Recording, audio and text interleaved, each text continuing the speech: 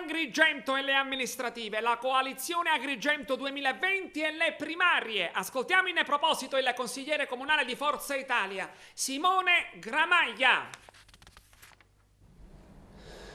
Ad Agrigento il patto per il territorio. Forza Italia è impegnato nella coalizione Agrigento 2020 per celebrare al più presto le primarie per la scelta del candidato sindaco di Agrigento. Oggi ad Agrigento è il momento delle primarie, perché abbiamo bisogno delle primarie per selezionare in modo adeguato nel centrodestra il nostro candidato sindaco, anche per ridare ai nostri concittadini compartecipazione ed entusiasmo.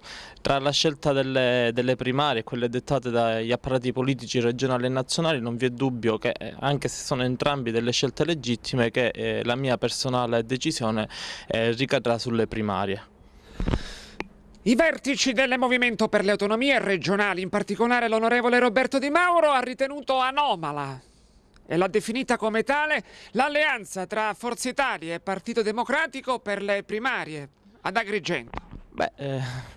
Vorrei ricordare all'onorevole Di Mauro che nel passato l'MPA, senza passare dalle primarie, strinse accordi con il PD già nel governo regionale lombardo, lo ha fatto durante la presidenza del professore Dorsi nella provincia regionale di Agrigento, e lo ha fatto addirittura qualche mese fa nella votazione del presidente del Consiglio Comunale di Agrigento, configurando l'alleanza Nuovo Centrodestra, PD ed MPA, quindi penso che siano dichiarazioni che si commentano da sola.